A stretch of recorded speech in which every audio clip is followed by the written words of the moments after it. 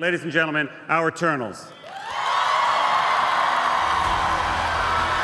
The Eternals promises to shake many things up and make a lot of changes to the world as we know it, such as turning Kumail Nanjiani from your lovable next-door neighbor to a certified stud muffin. But what could the Eternals introduction mean to the MCU going forward? And could they lead to the introduction of some new characters? I think you know where I'm going with this.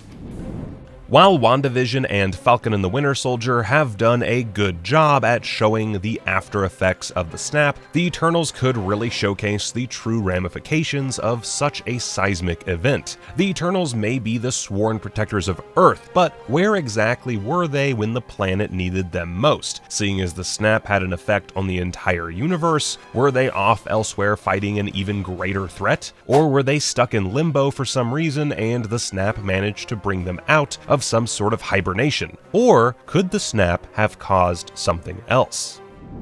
It has long been theorized that the cosmic radiation caused by the snap could be the reason that some people gain powers. Now, I'm not suggesting that this is the way the Eternals got their powers, and I am aware that they get their powers from a different method in the comics, but perhaps the snap and the Eternals are tied together in more ways than we realized. And some have even theorized that Thanos himself is an Eternal, which he was originally intended to be in the comics before being retconned as a Titan. Perhaps we will see how other Marvel characters got their powers, and the movie will act as their introduction. Say, the X-Men and the Fantastic Four, for example. Perhaps the Eternals could explain their origins or show how they gain their powers, and the Eternals' creation could be intrinsically linked with both. But with both Fantastic Four and the X-Men still in early development, I'm not holding my breath. But an arguably more plausible theory is that the Eternals will have something to do with the multiverse. We know the multiverse is coming, with it looking to be the main subject in the Loki series and Doctor Strange in the Multiverse of Madness. But perhaps we will get a glimpse of it in the Eternals movie. With their powers loosely defined in the comics, maybe they have the powers to travel through different dimensions, or maybe the movie will focus on them making their way to our very own universe. But Eternals may not just drastically change the MCU in a narrative sense, but in a structural one. Kumail Nanjiani has said that the movie is more of a traditional sci-fi and has a scope that spans thousands of years, making it wildly different from any MCU movie to come before. How this will play out in narrative form is unclear, but it will be interesting to see what the Eternals have been doing for 7,000 years, give or take. Not stopping Thanos, that's for sure.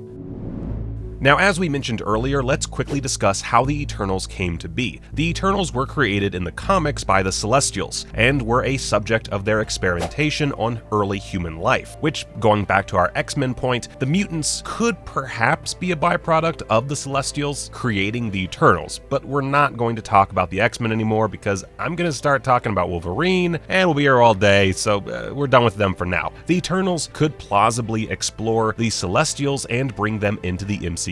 So far, Ego is the only established Celestial, and it's possible that we could see Ego and a bunch of other Celestials in a flashback. If Ego did create the Eternals, then there would be a direct link between them and Peter Quill, making a future team-up more likely. Let's face it, more Kurt Russell isn't exactly a bad thing. It could also provide us more insight into Nowhere, which is, of course, the severed head of a Celestial. Comics are weird!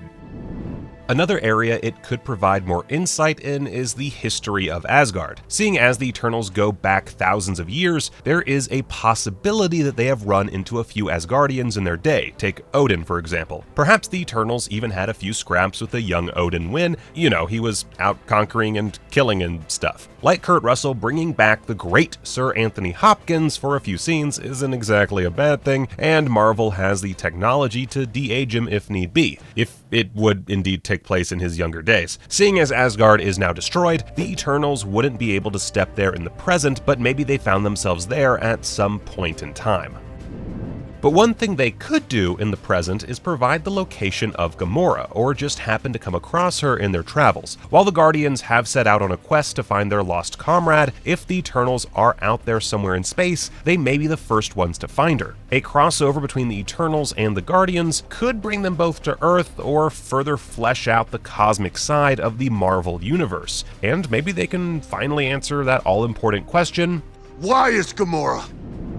But one thing that is almost guaranteed, knock on wood, otherwise I'm gonna look like a fool, which admittedly is par for the course, is that the Eternals will, at some point, introduce the Deviants. When the Celestials arrived on Earth to create the Eternals, they also created a monstrous divergent race called the Deviants. The Deviants are the sworn enemies of the Eternals, as they were originally created to be eaten by the Celestials as a delicacy, but branched off into their own society. While the Eternals' powers are more godlike, the Deviants are slightly more similar to mutants, with their defining features being their more random physical and cosmetic mutations.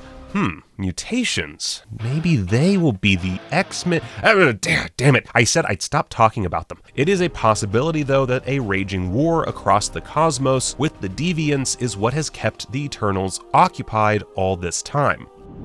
Speaking of the cosmos, the Eternals could really flesh out the cosmic side of the MCU. While Guardians of the Galaxy, Thor Ragnarok, and Captain Marvel have all shown us the cosmos, the Eternals can flesh out this side of the MCU a little more and really kick off Marvel's ventures in space. And maybe, just maybe, they'll actually bring Adam Warlock into the forefront. I mean, they've only teased him a few times already. Just saying though, anyone else feeling Keanu Reeves for Warlock? I know he's been linked with both Kraven and Wolverine, but I could see him rocking Warlock, y'all.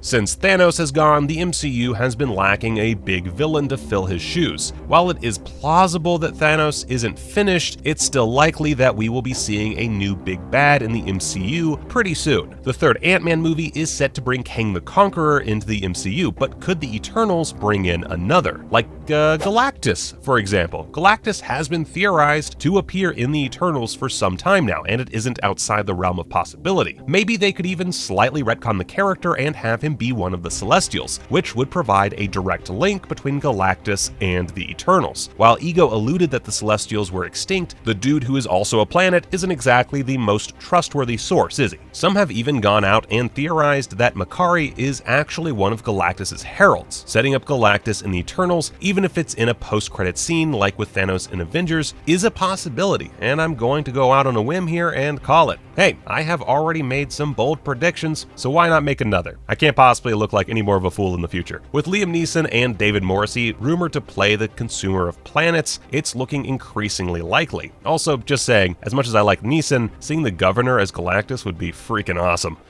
One big-name Avenger we've yet to see in the MCU is the Black Knight. That will all change in the Eternals, with Kit Harington set to play the part, and seeing as the guy was Jon Snow, it's not exactly hard to imagine. Also, he can finally reunite with his brother, or cousin, or nephew, whatever, Robb Stark.